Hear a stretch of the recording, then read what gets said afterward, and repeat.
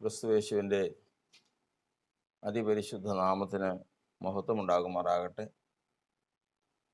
ഇന്ന് ആരാധനയിൽ സംബന്ധിക്കുന്ന എല്ലാവർക്കും വേഗം വരുന്നവനായ ക്രിസ്തുയേശുവിൻ്റെ ധന്യമായ നാമത്തിൽ സ്നേഹവന്ദനത്തെ അറിയിക്കുകയാണ്. ഒരാഴ്ചവട്ടവും കൂടി നമ്മെ വിട്ട് കടന്നുപോയി. പുതിയ ഒരാഴ്ചവട്ടത്തിലേക്ക് കർത്താവ് നമ്മെ കൊണ്ടുവന്നിരിക്കുന്നു. ഇന്ന് ഈ ആഴ്ചവട്ടത്തിൻ്റെ ഒന്നാമത്തെ ദിവസമാണ്.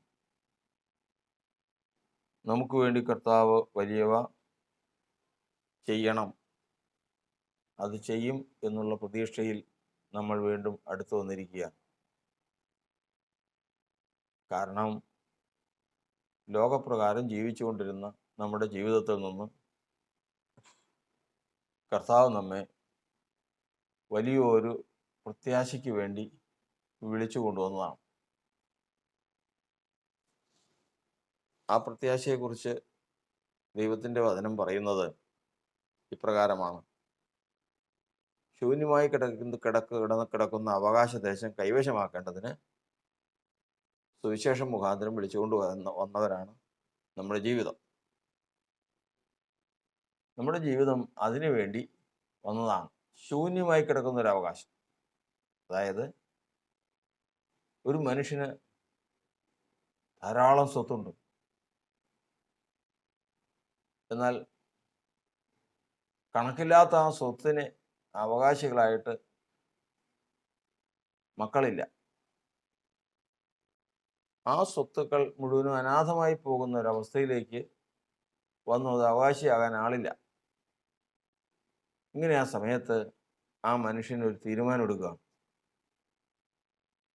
നമുക്ക് ഏതെങ്കിലും ഒന്നോ രണ്ടോ പിള്ളേരെ ദത്തെടുക്കാം, വളർത്തുപുത്രന്മാരായിട്ട് നമുക്ക് മേടിക്കാം. അങ്ങനെ തീരുമാനിച്ച് തൻ്റെ ഭവനത്തിലേക്ക് മക്കളല്ലാതെ അന്യരുടെ മക്കളെ, തങ്ങളായിട്ട് രക്തബന്ധമില്ലാത്ത മനുഷ്യരുടെ കുഞ്ഞുങ്ങളെ ദത്തെടുത്ത് കൊണ്ടുവന്നുകൊണ്ട് ആ വലിയ സ്വത്തിന് അവകാശികളാക്കി തീർക്കുന്ന പതിവ് നമ്മൾ ലോകത്തിൽ കണ്ടിട്ടുണ്ട്. ഇതുപോലൊരു പ്രവൃത്തിയാണ് കർത്താവ് ചെയ്തിരിക്കുന്നതെന്ന് യെശയ്യാ പ്രവചനത്തിൽ പറഞ്ഞിരിക്കുന്നു. കർത്താവ് ഒരു വലിയ നന്മ ഒരുക്കി വെച്ചു. അതിലേക്ക് പ്രവേശിക്കാനായിട്ട് കർത്താവ് തൻ്റെ മക്കളെ പ്രതീക്ഷിച്ചു. എന്നാൽ മക്കളായിട്ട് മനുഷ്യരുടെ നിന്ന് എടുത്ത അബ്രഹാമിൻ്റെ സന്തതികൾ ആ അവകാശത്തിന് വേണ്ടി നിന്നില്ല. അവരെല്ലാവരും ആ അവകാശത്തെ നിരസിച്ചു കളഞ്ഞു. ഒടുവിൽ ആരുമില്ല എന്ന് കണ്ടു കഴിഞ്ഞപ്പോൾ പിതാവ് പറഞ്ഞു, വേണ്ട, വിളിക്കപ്പെട്ടവർ അർഹരായില്ലെങ്കിൽ ജാതികളിലേക്ക് തിരിഞ്ഞ് കണ്ടവരെയെല്ലാം വിളിച്ചു. അങ്ങനെ യഹൂദന്മാർ തള്ളിക്കളഞ്ഞ ആ അവകാശം കൈവശമാക്കുവാൻ വിളിക്കപ്പെട്ടവരാണ് ദൈവസഭ, പുതിയ നിയമ ദൈവസഭ. ജാതികളിൽ നിന്ന് വേർതിരിക്കപ്പെട്ടവർ, യഹൂദന്മാരിൽ നിന്ന് വേർതിരിക്കപ്പെട്ടവരുണ്ട്. ഈ അവകാശത്തെ ലക്ഷ്യം കണ്ടുകൊണ്ടാണ് നമ്മൾ ഇതിലേക്ക് വന്നിരിക്കുന്നത്. അതായത് ദത്തെടുക്കുമ്പോൾ ഒരു പ്രത്യേകതയുണ്ട്. അവിടെ ചെല്ലുമ്പോൾ കോടതിയും ഉദ്യോഗസ്ഥന്മാരും എല്ലാം ചോദിക്കും, നിങ്ങൾക്ക് എന്ത് സ്വത്തുണ്ട്? ഇത്ര കോടി രൂപയുടെ സ്വത്തുണ്ട്. നിങ്ങളത് മുഴുവൻ ഇവർക്ക് കൊടുക്കുമോ? എല്ലാം കൊടുക്കും. ഞങ്ങളുടെ കാലശേഷം മുഴുവനും ഇവരായിരിക്കും അവകാശി. ഇവര് ഉത്തരവാദിത്വത്തോടെ നോക്കുമോ? എല്ലാം നോക്കും. ഇങ്ങനെ പറഞ്ഞ് കാലാകാലങ്ങളിൽ അതിൻ്റെ റിപ്പോർട്ടും കൊടുക്കണമെന്നുള്ള നിബന്ധനയോടുകൂടിയാണ് മക്കളെ ദത്ത് കൊടുക്കുന്നത്. ദൈവം ഇതുപോലെ ദത്തെടുത്തതിന് ശേഷം ഈ അവകാശം മുഴുവനും ദൈവസഭയ്ക്കുള്ളതാണ്, ദൈവജനത്തിനുള്ളതാണ്. ഇത് കണ്ടുകൊണ്ടാണ് നാം വിശ്വാസത്തിലേക്ക് വരേണ്ടത്. ശരിക്കും അത് കണ്ടുകൊണ്ടൊന്നുമല്ല വന്നത്. ഇതിലേക്ക് വരുന്നവർ അത് കണ്ടുകൊണ്ടൊന്നുമല്ല. ഇതിൻ്റെ മഹത്തായിട്ടുള്ള ധനം, അതിൻ്റെ പ്രയോജനവും ആ അതിൻ്റെ പദവിയും ഇതൊന്നും അറിഞ്ഞുകൊണ്ടല്ല വരുന്നത്. പക്ഷെ അറിഞ്ഞുകൊണ്ട് വരണം എന്നുള്ളതാ പറയും. അതത്ര ഭയങ്കരമാണ് ആ പ്രതിഫലം. ആ സ്വത്ത് അത്ര വലുതാണ്. എന്നാൽ ആ സ്വത്ത് പ്രാപിപ്പാൻ എന്ത് ചെയ്യണം? ആ സ്വത്ത് പ്രാപിപ്പാൻ ഒറ്റ വഴിയേ ഉള്ളൂ, ദൈവത്തെ സ്നേഹിക്കണം. ദൈവത്തോടുള്ള സ്നേഹം എങ്ങനെ മനുഷ്യൻ വെളിപ്പെടുത്തും? ദൈവത്തോടുള്ള സ്നേഹം വെളിപ്പെടുത്താൻ ഒറ്റ വഴിയേ ഉള്ളൂ, ദൈവത്തെ അനുസരിക്കണം. ദൈവത്തെ അനുസരിക്കാൻ എന്താ വഴി? ഞാനെങ്ങനെയാ ദൈവത്തെ അനുസരിക്കുന്നത്? ദൈവത്തെ അനുസരിക്കാൻ മറ്റൊരു വഴിയുമില്ല. ദൈവത്തിന്റെ സ്വഭാവം വെളിപ്പെടുത്തിയാൽ മതി. ദൈവത്തിന്റെ സ്വഭാവം വെളിപ്പെടുത്തുമ്പോൾ അവനുണ്ടാകുന്ന പ്രത്യേകതകൾ എന്തൊക്കെയാ? ആ പ്രത്യേകതകളാണ് നമ്മൾ ഉത്തമഗീതങ്ങളുടെ പുസ്തകത്തിൽ പഠിക്കുന്നത്. ശൂന്യംകാരത്തിയോട് പറയുകയാണ്, എൻ്റെ പ്രിയെ, ഞാൻ നിന്റെ മുഖമൊന്ന് കാണട്ടെ, ഞാൻ നിന്റെ സ്വരമൊന്ന് കേൾക്കട്ടെ. ഈ രണ്ട് കാര്യങ്ങളാണ്. ഈ രണ്ട് കാര്യങ്ങൾ ഉണ്ടെങ്കിൽ ഈ അവകാശം നമുക്ക് പ്രാപിച്ചെടുക്കാൻ സാധിക്കും. ഒന്ന് മുഖപ്രകാശം, ഒന്ന് മുഖം, രണ്ട് സ്വരം. ഇതാണ് ഒരു മനുഷ്യന് പ്രാപിക്കേണ്ടത്. ഇന്ന് നമ്മൾ ഇവിടെ കൂടിയിരിക്കുന്നതും ഈ രണ്ട് കാര്യങ്ങൾക്ക് വേണ്ടിയിട്ടാണ്. കർത്താവേ, നിന്റെ മുഖപ്രകാശം എന്നിൽ ഉദിപ്പിക്കണമേ. കളങ്കമില്ലാത്ത സ്വരം, നിന്റെ ശബ്ദം പോലൊരു ശബ്ദം എന്നിൽ നിന്ന് വരണം. ഇതാണ് ഒരു മനുഷ്യൻ പ്രാപിക്കേണ്ടത്. ഇതിനുള്ള വഴി എന്താണ്? വേറൊരു വഴിയില്ല. ഇതിനുള്ള വഴിയാണ് ആരാധന. ആരാധനയിൽ കൂടി മാത്രമേ ഇത് സാധിക്കൂ. ഇതാണ് സുവിശേഷത്തിന്റെ പൊരുൾ.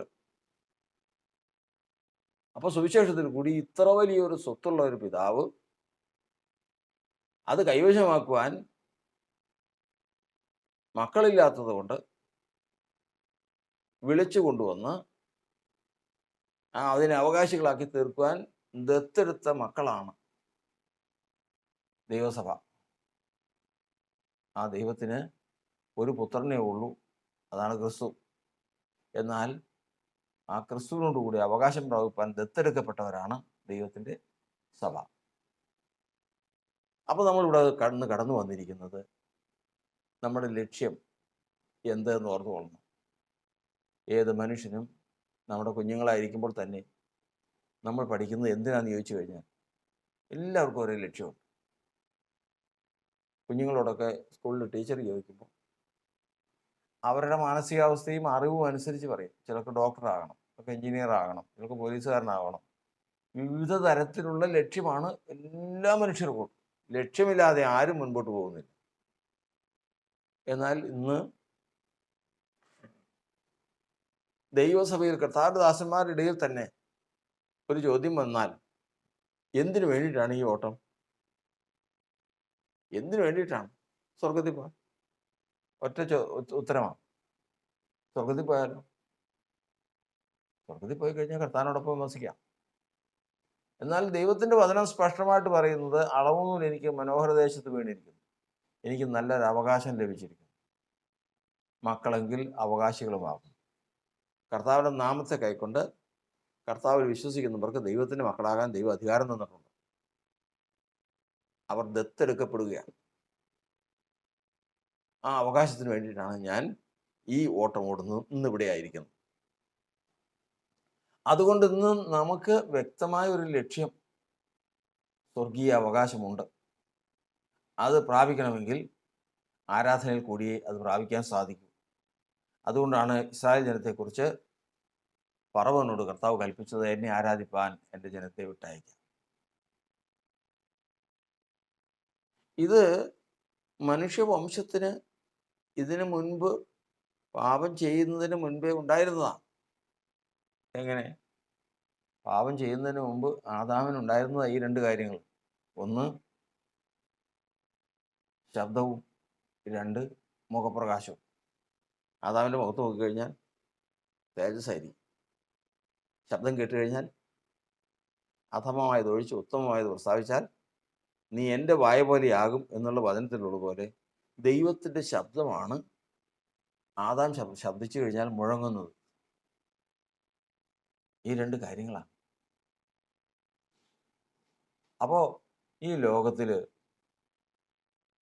മനുഷ്യനോട് കർത്താവ് സൃഷ്ടിച്ച് പറഞ്ഞിരിക്കുന്നത് ഇപ്രകാരമാണ്: നിങ്ങൾ സന്താനപുഷ്ടിയുള്ളവരായി ഈ ലോകത്തിലൊക്കെ നിറയുകയും ഭൂമിയിൽ നിറയാൻ. അപ്പോൾ എന്തായിരിക്കും സ്ഥിതി?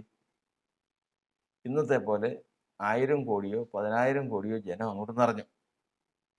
ജനം നിറഞ്ഞു കഴിഞ്ഞാൽ അവരിൽ നിന്ന് വരുന്ന ശബ്ദം ഏതായിരിക്കും? ദൈവത്തിൻ്റെ വചനം, ദൈവത്തിൻ്റെ ശബ്ദമായിരിക്കും മുഴങ്ങുന്നത്. നമ്മൾ ക്രിക്കറ്റ് ഗ്രൗണ്ടിലൊക്കെ കേട്ടിട്ടുണ്ട്,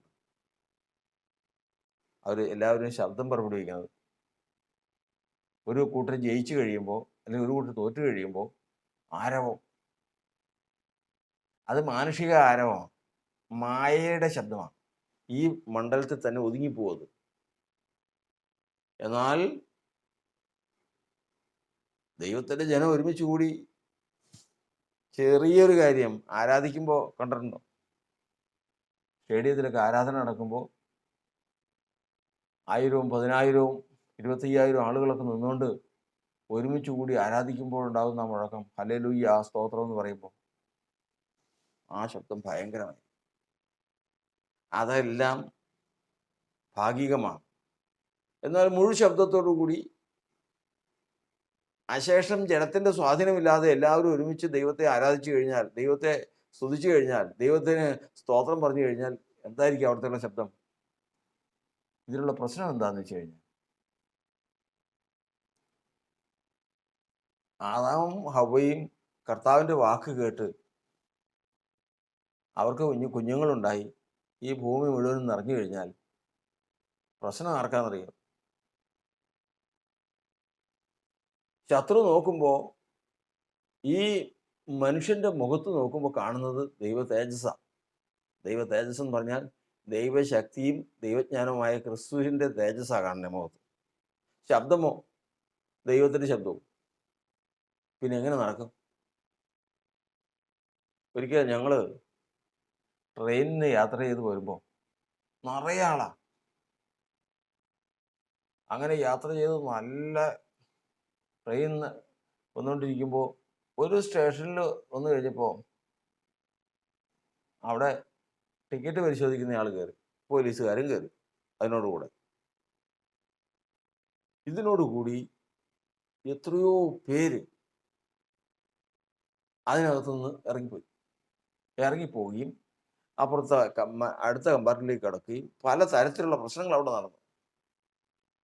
കാരണം വരുന്നത് രേഖകൾ പരിശോധിക്കാനാണ്, വരുന്നത് അധികാരികളാണ്, വരുന്നത് പോലീസുകാരാണ്. അവർ പിടിച്ചു കഴിഞ്ഞാൽ കൊണ്ടുപോയി ജയിലിലിടും. പേടിച്ചെല്ലാം പോവുകയാണ്. ഇതുപോലെയാണ് ദൈവത്തിൻ്റെ എതിരാളിയായ സാത്താനും അവൻ്റെ സൈന്യവും പിശാചും അവൻ്റെ ആളുകളും ഈ ഭൂമിയിൽ ഒന്നും നോക്കാൻ നിവർത്തിയില്ല, ഇവിടെ വരാൻ നിവർത്തിയില്ല. കാരണം എന്താ? 1000 കോടി ജനമുണ്ടെങ്കിൽ അല്ലെങ്കിൽ 10,000 കോടി ജനമുണ്ടെങ്കിൽ ഇവരുടെ എല്ലാവരുടെയും മുഖത്ത് കാണുന്നത് ദൈവതേജസ്സാണ്. അതായത് ക്രിസ്തുവിൻ്റെ മുഖമാകാണ്. ശബ്ദം കേൾക്കുന്നത് ദൈവത്തിൻ്റെ ശബ്ദമാണ്. അവന് നിൽക്കാൻ സാധിക്കില്ല. അപ്പോൾ എങ്ങനെയും ഈ ശബ്ദം ഇല്ലാതാക്കണം, ഈ തേജസ്സും ഇല്ലാതാക്കണം. ഇതില്ലാതാക്കുവാൻ ശത്രു ചെയ്ത പ്രവൃത്തിയാണ് അന്യോപദേശത്തിൽ കൂടി. അന്യോപദേശം അവരിലേക്ക് വിതച്ചു. ഹൗവ അത് വിശ്വസിച്ചു. പ്രവർത്തിച്ചതോടുകൂടി അവരെ ആത്മാവ് മരിച്ചു, അവരുടെ പ്രാണൻ മരിച്ചു. മുഖത്തുനിന്ന് ദൈവതേജസ് പോയി. അവരുടെ ശബ്ദം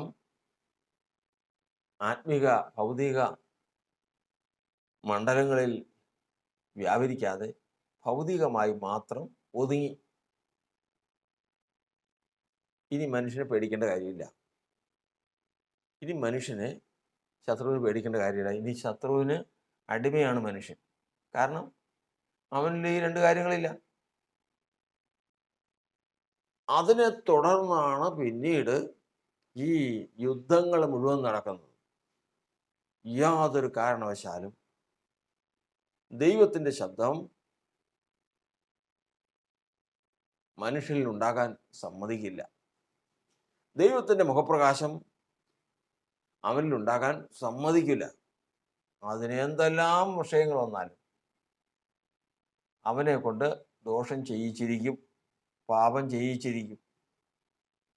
അതുകൊണ്ടാണ് വചനം പറയുന്നത്, മനുഷ്യൻ്റെ ശബ്ദം സ്തോത്ര സ്വരം കേൾപ്പിക്കേണ്ടതിനും നിന്റെ അത്ഭുത പ്രവൃത്തികളൊക്കെയും വർണ്ണിക്കേണ്ടതിനും ഞാൻ കുറ്റമില്ലായ്മയിൽ എൻ്റെ കൈകളെ കഴുകുന്നു.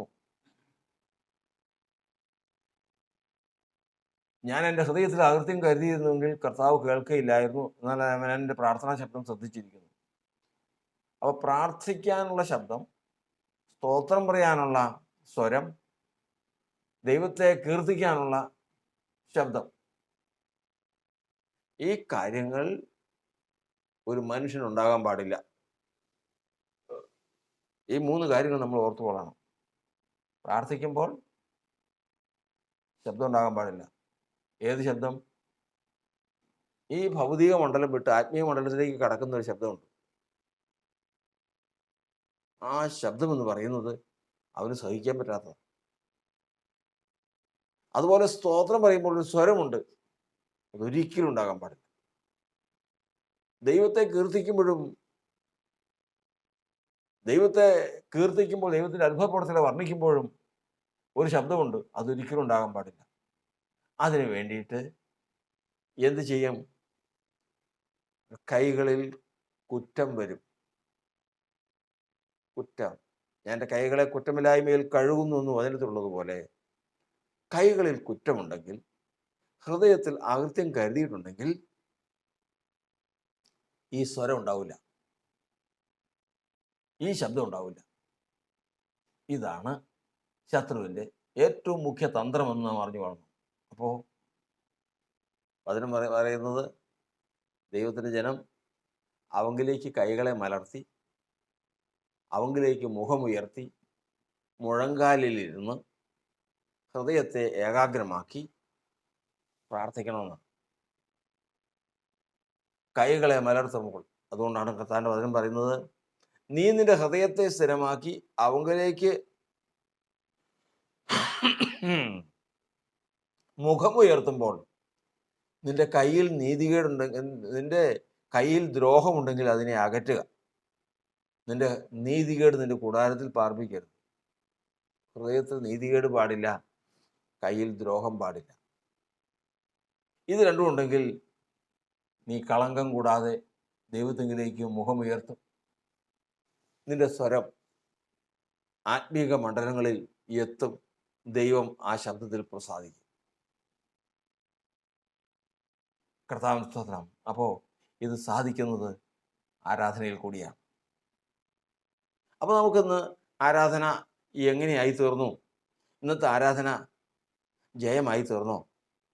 നമ്മൾ ഉദ്ദേശിച്ച കാര്യം സാധിച്ചോ? ഇന്നത്തെ ആരാധന കൊണ്ട് പ്രയോജനം ഉണ്ടായോ എന്നുള്ള ചോദ്യത്തിന് വേറെ ഒരു കാര്യവും നമ്മൾ ചിന്തിക്കേണ്ട. പിന്നെയോ, നമ്മൾ മുഴങ്കാൽ മടക്കി, ഈ ആരാധനയോടുകൂടി മുഴങ്കാൽ മടക്കി ഹൃദയത്തെ സ്ഥിരമാക്കി നമ്മുടെ കൈകളെ കർത്താവിലേക്ക് മലർത്തി കർത്താവിലേക്ക് മുഖമുയർത്തുമ്പോൾ നമ്മുടെ മുഖത്ത് കളങ്കമുണ്ടോ? അല്ലെങ്കിൽ കളങ്കം ഇല്ലയോ?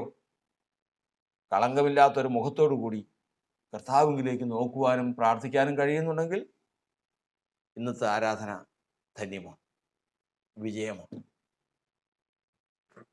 ഇത് സംഭവിക്കാതിരിക്കാനാണ് ശത്രു സദാസമയം സകല മനുഷ്യരിലും ശ്രമിക്കുന്നത്. സകല മനുഷ്യർ. എന്നാൽ തൻ്റെ തെറ്റുകളും തൻ്റെ അപ്പൻ്റെ തെറ്റുകളും പാപങ്ങളും എല്ലാം മനസ്സിലാക്കി അതിൽ നിന്നുള്ള മോചനത്തിനുള്ള വഴി എന്തെന്ന് മനസ്സിലാക്കി ഹാബേൽ കായൻ്റെതിലും ഉത്തമമായ ഒരു യാഗം കഴിച്ചു. ദൈവം അവനെ നീതിമാനെന്ന് എണ്ണി. ദൈവം അവൻ്റെ വഴിപാടിന് സാക്ഷ്യം കൽപ്പിച്ചു. ആ സാക്ഷ്യത്തോടു കൂടി ഇതാ ഇന്ന് കായൻ പ്രാർത്ഥിക്കുന്ന പോലെയല്ല ഹാബേൽ പ്രാർത്ഥിക്കുന്നത്. ഹാബേൽ മുട്ടുകളെ മടക്കി കൈകളെ മലർത്തി കർത്താവിലേക്ക് നോക്കുമ്പോൾ അവൻ്റെ മുഖത്ത് കളങ്കമില്ല. അവൻ്റെ മുഖത്ത് കളങ്കമില്ല. മാത്രമല്ല അവൻ്റെ വായിൽ നിന്ന് വരുന്ന ശബ്ദം ഈ ഭൗതിക മണ്ഡലം ഭേദിച്ച് ആത്മീയ മണ്ഡലത്തിൽ പ്രവേശിച്ച് സ്വർഗത്തിൽ എത്തി. ആ പ്രാർത്ഥനയ്ക്ക് മറുപടിയുള്ളൂ. ആ പ്രാർത്ഥനയ്ക്കാണ് മറുപടി. അവനാണ് അവകാശി. അതുകൊണ്ടാണ് ഈ ലോകത്തിൽ എല്ലാവരും പ്രാർത്ഥിക്കുന്ന പോലെയല്ല, കർത്താവിൻ്റെ നാമത്തിൽ അവകാശം പ്രാപിച്ചവൻ മുട്ടുകൾ മടക്കി പ്രാർത്ഥിക്കുമ്പോൾ ആ ശബ്ദം ഇവിടെ ഒതുങ്ങുന്നില്ല. അത് ശത്രുവിന് ഏറ്റവും അസഹ്യവുമാണ്. കാരണം എന്താണെന്നറിയാമോ? കാരണം ഇപ്രകാരം കർത്താവിന് പഴയ നിയമത്തെ പോലെയല്ല, പുതിയ നിയമത്തിൽ ഒരു സാക്ഷ്യം പ്രാപിച്ചവനാണെങ്കിൽ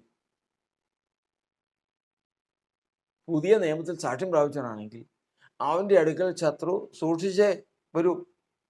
കാരണം കർത്താവ് അടുക്ക് ചെല്ലുമ്പോൾ തന്നെ ശത്രു പറയുന്നുണ്ട്. ലഗ്യം ബാധിച്ചവനോട് സംസാരിക്കുമ്പോൾ അവൻ പറയാണ്, പാതാളത്തിലേക്ക് പോകാൻ കൽപ്പിക്കല്ലേ. ആരോടാ? യേശു എന്ന മനുഷ്യനോടാ പറയുന്നത്. പാതാളത്തിലേക്ക് പോകാൻ മാത്രം പറയല്ലേ. കാരണം എന്താണെന്നറിയാമോ? അവൻ്റെ മുഖത്ത് കളങ്കമില്ല, അവൻ്റെ കയ്യിൽ ദ്രോഹമില്ല, നീതികേട് കൂടാരത്തിലില്ല. അധമമായത് ഒഴിച്ച് ഉത്തമമായത് പ്രസ്താവിക്കുന്നവനാ.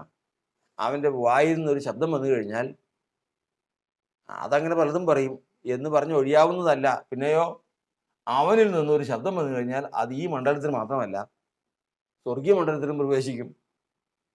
ദൂതന്മാർ അത് കേൾക്കും. അത് നിവർത്തിക്കേണ്ടത് അവൻ്റെ ഉത്തരവാദിത്തമാണ്. അതുകൊണ്ട് കേട്ടപ്പോഴേ തന്നെ ദുരാത്മാവ് ഇവരെ കണ്ടപ്പോഴേ തന്നെ പറയുകയാണ്, യേശുവേ, മഹോന്നതനായ ദൈവത്തിൻ്റെ പുത്ര, നീ ആരെന്ന് ഞങ്ങൾക്കറിയാം. പാതാളത്തിലേക്ക് പോകാൻ കൽപ്പിക്കല്ലേ. ഇത് യേശുവിനോട്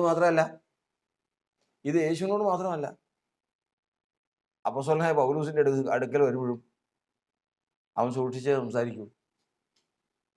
കാരണം എന്താണെന്നറിയാമോ? കാരണം അപ്പോസ്തലനായ പൗലോസ് പറയുകയാണ്, ചിലർ വിശ്വാസക്കപ്പൽ തള്ളിക്കളഞ്ഞിട്ട് ചിലർ നല്ല മനസ്സാക്ഷി തള്ളിക്കളഞ്ഞിട്ട് അവരുടെ വിശ്വാസക്കപ്പൽ തകർന്നുപോയി.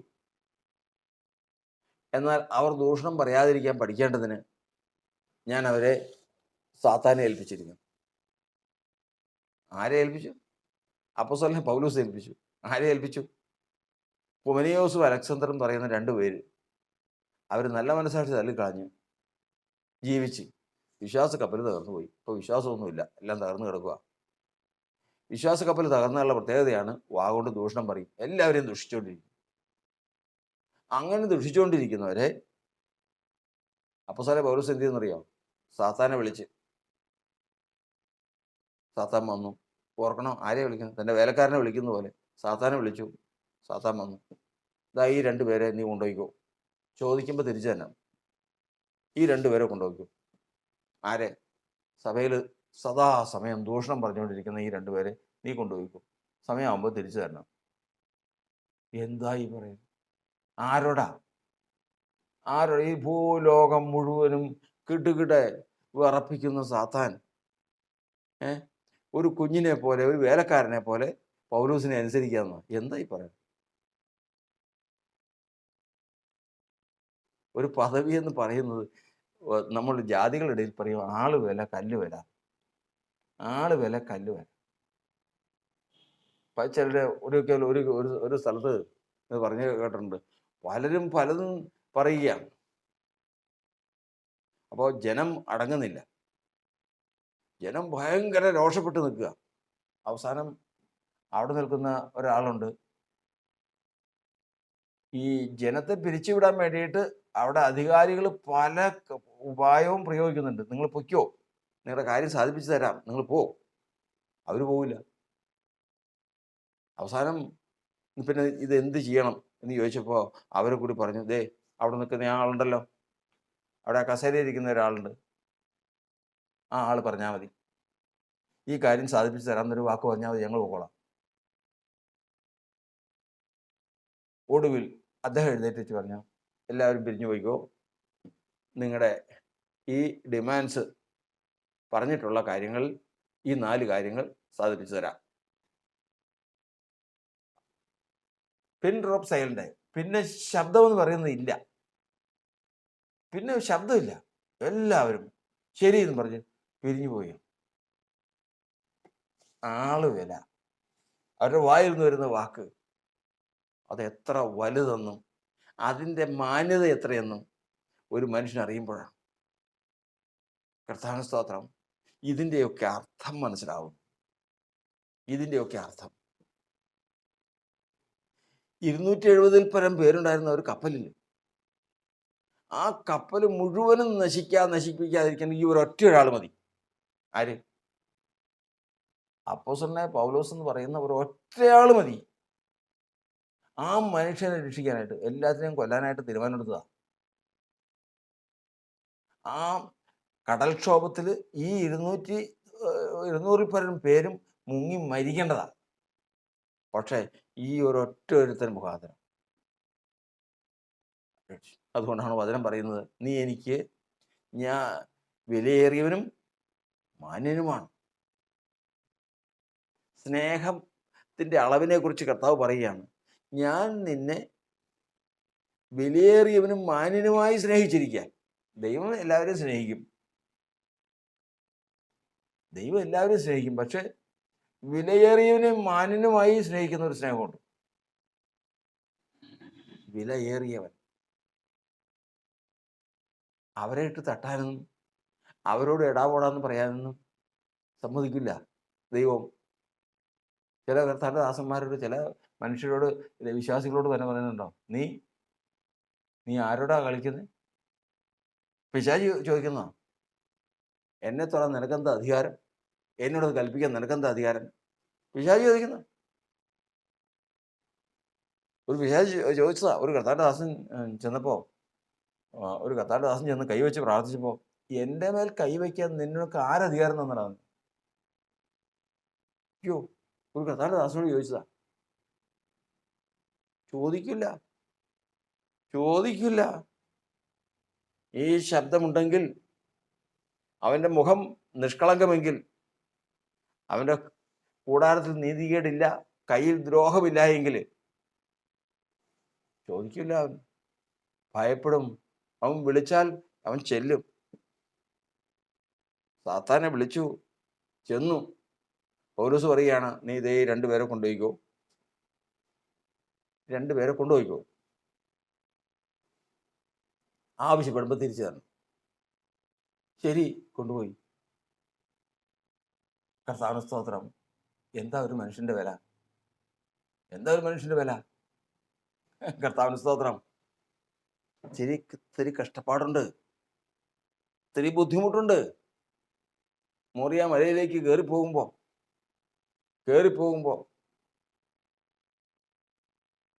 ചിന്തയുണ്ട്. എന്തൊക്കെയാ സംഭവിക്കുന്നു മോനെ? ദൈവം കരുതിക്കൊള്ളും. ഹോമയാഗത്തിന് ഒരു ആടിനെ കരുതിക്കൊള്ളും. ഇങ്ങനെയൊക്കെ പറഞ്ഞ് പോവുകയാണ്. തിരിച്ചിറങ്ങി വരുന്ന ആള് വേറെയാ. തിരിച്ചിറങ്ങി വരുന്ന ആള് ശബ്ദിക്കുന്ന ശബ്ദം എന്ന് പറയുന്നത്, അയ്യോ, ഭയപ്പെടുകയാണ് സാത്താൻ. മകന് കല്യാണമായി. മകന് കല്യാണം കഴിക്കേണ്ട നേരമായപ്പോൾ എലയാസാറിനോട്, ബാല്യക്കാരനോട് അബ്രഹാം പറയുകയാണ്, നീ പോ, അവിടെ ചെന്ന് ഒരു കല്യാണാലോചനയ്ക്ക് പോ. ദൈവം നിനക്ക് മുമ്പായി ഒരു ദൂതനെ ഈ കാര്യം സാധിപ്പിക്കാൻ അയക്കും. കർത്താവ് എന്താ ആ പ്രാഗൽഭ്യം നോക്കണം. ഒരു 10-30 വർഷം മുമ്പ്, 10-30-40 വർഷം മുമ്പ് ഉണ്ടായ സംഭവം ഓർക്കണം. സാറായോട് എന്ന് അബ്രഹാം പറയുകയാണ്, സാറേ, നിന്നെ കാണാൻ സൗന്ദര്യമുള്ളവളാ. ഈ ദേശത്ത് ഒന്ന് ആളുകൾ ചോദിക്കും, നീ ഏതാ, ഞാൻ ഏതാ. ഞാൻ നിന്റെ ഭർത്താവ് എന്ന് പറഞ്ഞു കഴിഞ്ഞാൽ പിന്നെ നിന്നെ കൊണ്ടുപോകണമെങ്കിൽ എന്നെ കൊല്ലണം. അവരെന്നെ കൊന്നിട്ട് നിന്നെയും കൊണ്ട് പോകും. അപ്പം അതുകൊണ്ട് അത് സംഭവിക്കാതിരിക്കാൻ നീ ഒരു കാര്യം ചെയ്യണം. എവിടെയെങ്കിലും ചെന്നാൽ നിന്റെ ആങ്ങളെന്ന് പറഞ്ഞാൽ മതി, ഞാൻ എൻ്റെ പെങ്ങളാന്ന് പറഞ്ഞോളാം. കാര്യങ്ങൾ എവിടെ എത്തി? സാറ പറവൻ്റെ അരവിനെ പോകേണ്ടി വന്നു. എന്നാൽ ഇന്ന് അങ്ങനെയല്ല. ഇന്ന് പറയുന്ന വാക്ക് വേറെയാ. എലയാസാറിന് പറയാ, നീ പൊയ്ക്കോ, ഒരു ദൂതനെ ദൈവം അയക്കും. ആ വാക്ക് മോറിയ മലയിൽ നിന്ന് ഇറങ്ങിയ നാൾ മുതൽ ഈ വാക്ക് അവിടെ ഒതുങ്ങുന്നതല്ല, ആത്മീയ മണ്ഡലത്തിൽ അത് കേട്ടു. പോകും, ദൂതൻ പോയി എലയാസാറിന്റെ മുമ്പായി പോയി റിബേക്കയുമായി കൂട്ടിമുട്ടിച്ചു. അടയാളങ്ങളൊക്കെ സംഭവിച്ചു. ലാബാന്റെ ഭവനത്തിൽ ചെന്നു, എല്ലാവരെയും സമ്മതിപ്പിച്ചു, കാര്യം സാധിപ്പിച്ചു. പെണ്ണുമായിട്ട് മടങ്ങി. തിരികെ വന്നു. ഇസ്ഹാക്ക് റിബേക്കയെ വിവാഹം കഴിച്ചു. ദൈവത്തിന്റെ വചനം പറയുന്നത്, ഈ ലോകം അങ്ങ് വിട്ടങ്ങ് ചെന്നതിന് ശേഷം, എൻ്റെ ആത്മാവ് അങ്ങ് വേർപിരിഞ്ഞതിന് ശേഷം ഇവിടെ ഇട്ട് കുറച്ച് വഴിപാടും ശേഷക്രിയയൊക്കെ ചെയ്തു കഴിഞ്ഞാൽ ആത്മാവ് രക്ഷപ്പെടും എന്നുള്ള ഒരു പ്രയോജനവുമില്ല. ഒരു പ്രയോജനവും.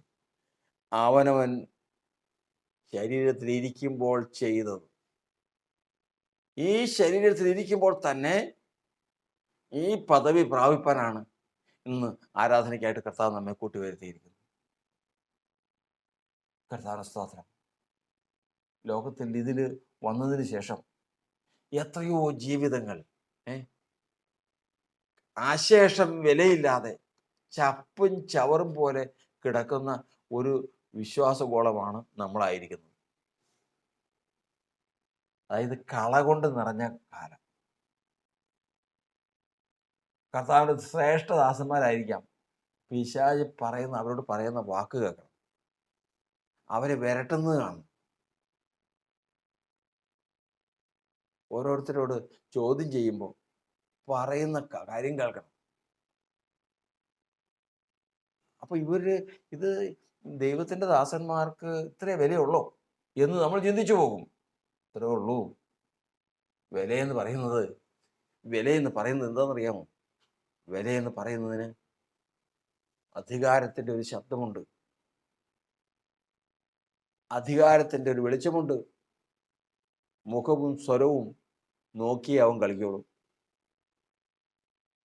മുഖവും സ്വരവും. അതുകൊണ്ടാണ് പറഞ്ഞിരിക്കുന്നത്, ഒരു ദുർമന്ത്രവാദികളുടെ കൂട്ടര് കർത്താവിന്റെ നാമം ഉച്ചരിച്ചപ്പോൾ, യേശുവിന്റെ നാമത്തിൽ പുറത്താകാൻ പറഞ്ഞപ്പോൾ ദുരാത്മാക്കൾ ചോദിച്ചത് ചോദ്യമാണ്, യേശുവിനെ ഞങ്ങൾക്കറിയാം, പൗലോസിനെയും പരിചയമുണ്ട്, നിങ്ങളാരാ? അവരെ ഉപദ്രവിച്ചു. അപ്പോൾ യേശുവിനെ അറിയാം, പൗലോസിനെയും പരിചയമുണ്ട്. പരിചയമുള്ളവർ, അറിയുന്നവർ. ആര്? ശത്രുവിന് ശരിക്കറിയാവുന്ന. ഇന്ന് ഈ ആരാധനയിൽ കൂടി ഒന്നാമത് ദൈവം നമ്മെ അറിയട്ടെ. ദൈവം നമുക്ക് സാക്ഷ്യം കൽപ്പിക്കട്ടെ. നമ്മുടെ പ്രാണൻ സംസാരിക്കട്ടെ. നമ്മുടെ കൂടാരത്തിൽ നിന്ന് നീതികേട് പോകട്ടെ. കൈകളിൽ നിന്ന് ദ്രോഹം പോകട്ടെ. നമ്മൾ ആരോടൊന്ന് നമ്മുടെ ജീവിതത്തിൽ വന്നിട്ടുള്ള ദ്രോഹങ്ങൾ ഏറ്റുപറഞ്ഞ് ഉപേക്ഷിച്ച് കളാ. ഈ കൂടാരത്തിൽ നിന്ന് നീതികേട് കളാ. ഏതെങ്കിലും നീതികേട് ഉള്ള ചിന്തയോ തീരുമാനമോ ഉണ്ടെങ്കിൽ അതങ്ങ് കളാ. ഈ രണ്ടും അങ്ങ് പോയി ആരാധനയ്ക്ക് ദൈവം പ്രസാദിച്ചാൽ ഇതാ കളങ്കം കൂടാതെ മുഖമുയർത്താൻ പോവാ.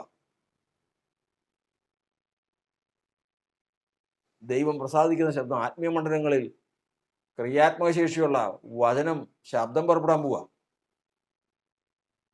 അധികാരത്തിന്റെ ശുശ്രൂഷ. ഇത് കണ്ടപ്പോഴാണ് പറഞ്ഞത്, ജനം പറഞ്ഞത്, ഇവൻ യഹൂദന്മാരില് പരീശന്മാരെ പോലെയും ശാസ്ത്രിമാരെ പോലെയും അല്ല ഇവൻ സംസാരിക്കുന്നത്. പിന്നെയോ അധികാരമുള്ളവനായിട്ടാണ് സംസാരിക്കുന്നത്. അധികാരത്തിന്റെ സ്വരം വേറെ എന്തും കിട്ടില്ല. പ്രാഗൽഭ്യത്തിന്റെ സ്വരം,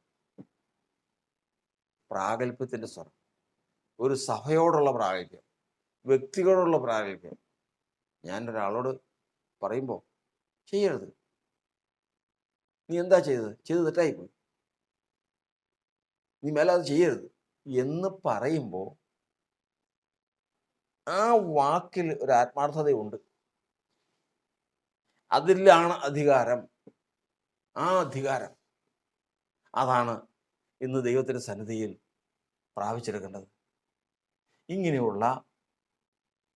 ഇങ്ങനെയുള്ള അവകാശികൾ പ്രായപൂർത്തി പ്രാപിച്ചു വരും. അവകാശികൾ പ്രായപൂർത്തി, മൈനറല്ല. മൈനർമാർക്ക് ഒപ്പിടാനും ഒന്നും അറിയില്ല. അവകാശ സകലത്തിന് യജമാനെങ്കിലും ശിശുവായിരിക്കുന്നിടത്തോളം കാലം ദാസന്മാർക്കും ഗ്രഹവിചാരന്മാർക്കും കീഴ്പ്പെട്ടവനാണ്. ശിശുപ്രായം കഴിഞ്ഞതിന് ശേഷം വളർച്ച പ്രാപിക്കുന്ന ഒരു പ്രായമുണ്ട്. ഇങ്ങനെ വളർച്ച പ്രാപിച്ച അത്യല്പമായ ഒരു ശേഷിപ്പ് ഇന്ന് ലോകത്തിലുണ്ട്. പെന്തക്കോസ്തുകാർ എത്രയുണ്ടെന്ന് ചോദിച്ചു കഴിഞ്ഞാൽ കോടിക്കണക്കിന്, കോടികളുടെ പേരാ ഉള്ളത്. പക്ഷേ അങ്ങനെയല്ല.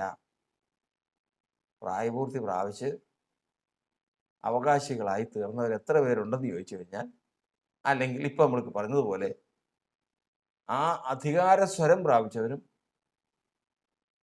ആ മുഖപ്രകാശം പ്രാപിച്ചവരും ആ നിഷ്കളങ്കത പ്രാപിച്ചവരും എത്ര പേരുണ്ടെന്ന് ചോദിച്ചു കഴിഞ്ഞാൽ അത് നമ്മൾ ഈ പറയുന്ന എണ്ണമൊന്നുമില്ല. അത്യല്പമായൊരു കൂട്ടം. ആ അത്യല്പമായൊരു കൂട്ടത്തിൽ ഉൾപ്പെടാൻ വേണ്ടിയിട്ടാണ് ഇന്ന് നമ്മുടെ ആരാധന. അതിനായിരിക്കട്ടെ. അങ്ങനെയെങ്കിൽ ഇന്നത്തെ ആരാധനയും നമ്മുടെ ജീവിതവും ധന്യമാണ്. ഒരു ശുശ്രൂഷയിൽ വ്യക്തമായ ലക്ഷ്യത്തോടു കൂടി നമ്മൾക്ക് പ്രാർത്ഥിക്കുമ്പോഴും ആരാധിക്കുമ്പോഴും ദൈവത്തിൻ്റെ സന്നിധിയിൽ നിന്ന്, ദൈവമേ, ഇന്ന് ഞാൻ ഈ ആരാധനയിൽ നിന്ന് എഴുന്നേൽക്കുമ്പോൾ എൻ്റെ കൈകളിൽ ആരോടല്ല എന്തെല്ലാം ദ്രോഹമുണ്ടോ അതെല്ലാം നീക്കണം, എന്തെല്ലാം നീതിയുടെ ഹൃദയത്തിലുണ്ടോ അത് നീങ്ങണം.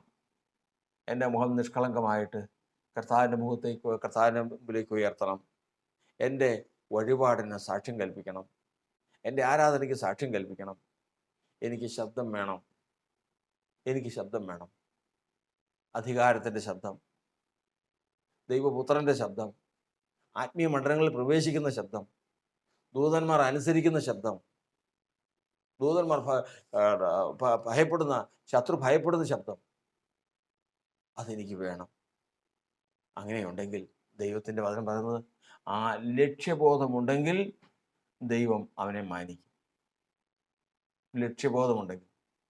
കാരണം ജ്യേഷ്ഠാവകാശം അലക്ഷ്യമാക്കി കളഞ്ഞു എന്നുള്ളത് ദൈവം അത് സമ്മതിച്ചത് എന്തുകൊണ്ടാണെന്നറിയാമോ? ആ ജ്യേഷ്ഠാവകാശം ഉണ്ടെങ്കിൽ അവന് ലഭിക്കാനിരിക്കുന്ന സ്വർഗീയ അവകാശം അവൻ വേണ്ടാന്ന് വെച്ചതിന്. എന്നാൽ നമ്മൾ ആദ്യം ചിന്തിച്ചതുപോലെ ശൂന്യമായി കിടക്കുന്ന ഒരു അവകാശം, ഒരു മനുഷ്യന് ധാരാളം സ്വത്തുക്കളുള്ളവന് മക്കളില്ലാതെ അവകാശമില്ലാതിരിക്കുന്ന ഒരു സ്ഥലത്ത് അവകാശികളായി തീരാൻ വിളിക്കപ്പെട്ട ജനമാണ് സഭ. അതുപോലെ ദത്തെടുക്കപ്പെട്ട ജനമാണ് സഭ. അവരത് പ്രാപിപ്പാൻ തക്കവണ്ണം അവകാശികളായി തീരുവാൻ കർത്താവ് ആഗ്രഹിച്ച് വഴി നടത്തുകയാണ്. എന്നാൽ അവകാശിയെങ്കിലും ശിശുവായിരിക്കുന്നിടത്തോളം കാലം ഗ്രഹവിചാരന്മാർക്കും ദാസന്മാർക്കും മീതെയല്ല. വളർച്ച പ്രാപിച്ച് മകൻ പ്രായമാകുമ്പോൾ, മകൻ വളർച്ച പ്രാപിച്ച് ഉത്തരവാദിത്വത്തിലേക്ക് കിടക്കുമ്പോൾ ആധാരവും അവകാശവും അധികാരവും എല്ലാം എടുത്തു കൊടുക്കുന്നത് പോലെ ദൈവത്തിൽ നിന്ന് അധികാരത്തിൻ്റെ ശുശ്രൂഷയും അവകാശത്തിൻ്റെ ഉറപ്പും കൊടുത്ത ഒരു കൂട്ടം ജനം ലോകത്തിലുള്ളപ്പോൾ അതിനോട് ചേർന്ന് നാമും അവകാശത്തിൻ്റെ പൂർണ്ണത പ്രാപിപ്പാൻ, പ്രത്യാശയുടെ പൂർണ്ണ നിശ്ചയം പ്രാപിപ്പാൻ ഈ നാളുകളിൽ ആരാധനയിൽ കൂടി നാം പോരാടി, ആരാധനയിൽ കൂടി നാം കർത്താവിൻ്റെ സന്നിധിയിൽ ദൈവത്തെ പ്രസാദിപ്പിക്കുന്നവരായി തീരുവാൻ ദൈവത്തിൻ്റെ ആത്മാവ് നമ്മെ സഹായിക്കട്ടെ. നമുക്ക് പ്രാർത്ഥിക്കാം. പരിശുദ്ധനായ ദൈവമേ, സ്വർഗ്ഗസ്ഥ പിതാവേ, ഈ നല്ല സമയത്തിനായി ഞങ്ങൾ കർത്താവിനെ സ്തുതിക്കുന്നു. കൃപയാൽ ഞങ്ങളെ ഈ സമയം വരെയും നടത്തിയ ദൈവം ഇന്നും വിശ്വസ്തനായി ഞങ്ങളോടൊപ്പം ഉള്ളതുകൊണ്ട് കർത്താവിനെ സ്തുതിക്കുന്നു. കർത്താവിൻ്റെ വചനത്തിൽ നിന്ന് ഞങ്ങൾ കേട്ടതുപോലെ ശൂന്യമായി കിടക്കുന്ന ഒരു അവകാശം, കർത്താവ് യഹൂദന് വാഗ്ദത്തം ചെയ്ത അവകാശം, കർത്താവ് യഹൂദന് ആ നിലയ്ക്കിൽ നിൽക്കാതെ വന്നപ്പോൾ ജാതികളിലേക്ക് തിരിഞ്ഞു വന്ന രക്ഷ, അത് മുഖാന്തരം ഞങ്ങൾക്ക് നൽകിയിരിക്കുന്ന സ്വർഗീയ പ്രത്യാശ, അതിലേക്ക് കർത്താവ് ഞങ്ങളെ വിളിച്ചിരിക്കുമ്പോൾ ഇന്ന് ആരാധനയിൽ കൂടി അതിനു വേണ്ട കർത്താവെ പ്രാഗൽഭ്യം കർത്താവെ ഞങ്ങൾക്ക് നൽകുവാൻ കർത്താവ് പ്രസാദിക്കണം. കർത്താവെ ഞങ്ങൾക്ക് കർത്താവിൻ്റെ മുഖപ്രകാശം തരണം, ഞങ്ങൾക്ക് അധികാരത്തിൻ്റെ സ്വരം തരണം. കർത്താവെ ഹാബേൽ ഇന്നും ഹാബേലിൻ്റെ രക്തം സംസാരിച്ചുകൊണ്ടിരിക്കുന്നു. അതിനേക്കാൾ ശ്രേഷ്ഠമായി കർത്താവായ യേശു ക്രിസ്തുവിൻ്റെ രക്തം സംസാരിച്ചുകൊണ്ടിരിക്കുന്നു. ഭക്തന്മാരുടെ രക്തം സംസാരിച്ചുകൊണ്ടിരിക്കുന്നു. ഇന്ന് ഈ ആരാധനയിൽ കൂടി ഞങ്ങൾ കർത്താവെ ക്രിസ്തുവേശന്റെ രക്തം ഞങ്ങൾ സംസാരിപ്പാൻ തക്കവണ്ണം ഞങ്ങളിൽ കർത്താവ് പ്രസാദിക്കുമാറാണ്. അനുഗ്രഹിക്കണമേ. നന്മകൾക്കായി സ്തോത്രം. യേശുവിൻ്റെ നാമത്തിൽ തന്നെ. യേശു എന്നടിസ്ഥാനം